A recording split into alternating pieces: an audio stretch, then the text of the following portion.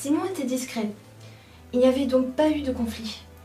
Les seules visites, c'étaient celles de Sergio, un gamin d'environ 5 ans, suivi en général de sa mère, qui venait le récupérer en s'excusant. Le gamin échappait toujours à la surveillance de la famille, et toute la journée, on entendait Josie, sa mère, appeler « Sergio, Sergio !» Lui n'avait de cesse d'explorer les alentours. 5 jours après leur arrivée, c'était un dimanche, tout le monde était là. Les enfants, les gendres et les belles filles des amis s'étaient rejoints à la famille et on chantait, on dansait dans le bruit et les rires. On avait bu aussi, trop sans doute.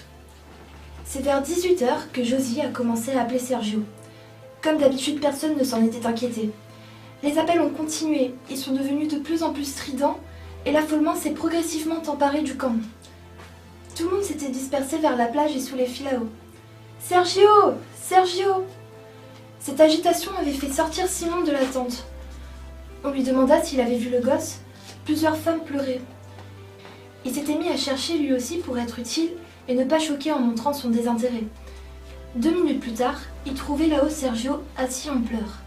Le gosse était recroquevillé dans une cavité et se cachait le visage dans les mains. Le petit corps tout entier était secoué de tremblements et quand il avait fini par découvrir son visage, on pouvait y lire la terreur. Simon avait pris le gamin dans les bras et l'avait ramené en bas. Quand on interrogeait Sergio, il répétait en boucle qu'on l'avait appelé. Une chose mauvaise qu'il avait appelée le diable était dans la mer et il avait eu peur. Plus jamais pendant les quelques jours qui restaient, Sergio ne s'éloigna de sa mère de plus d'1 mètre. Il ne disait plus rien si ce n'était qu'il voulait partir et rentrer à la maison. Le gamin vivait dans la terreur et rien ni personne ne parvenait à le distraire. De ce jour-là, Simon avait été comme adopté par la famille. On le nourrissait et il se rendait utile du mieux qu'il pouvait. Il était devenu comme l'un des leurs. La terreur du gamin avait fini par contaminer toute la famille. Les vacances furent écourtées et la plage redevint déserte et sauvage. Simon, lui, ne voulait plus la quitter. Ce fameux soir où ma recherche de béatitude absolue et un allumage malheureux de pipe avaient gâché les quelques petits instants de vrai bonheur qui m'étaient donnés, je m'étais attardée longtemps sous la véranda. La nuit était avancée, et comme cela faisait des heures que je ne m'étais pas levée, aucune lumière n'éclairait la maison. Quand j'ai entendu le bruit dans le garage, j'ai tout de suite su que j'avais affaire à un voleur. On ne s'imagine pas le stress qui vous étreint dans ces cas-là. J'étais tétanisée, et pourtant je devais intervenir. Je ne pouvais pas me permettre financièrement de me faire voler ma voiture, qui était mon seul outil de travail.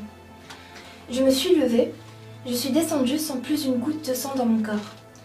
Je me rangeais aux injonctions de ma raison, tandis que tout mon être se révoltait et voulait se cacher à 10 000 pieds sous terre. Mon cerveau m'envoyait en service commandé, et je lui obéissais comme disaient les jésuites, perinde ac cadaver, comme un cadavre. J'ai allumé et j'ai vu Simon. Tout de suite, il a levé les mains alors que je n'avais pas d'arme. Sans que je ne lui demande, il m'a dit qu'il s'était introduit chez moi parce qu'il avait faim et qu'ayant repéré la tente, il avait décidé de l'emporter. C'était une Canadienne à 2 places tout à fait ordinaire que je gardais dans un coin de mon garage.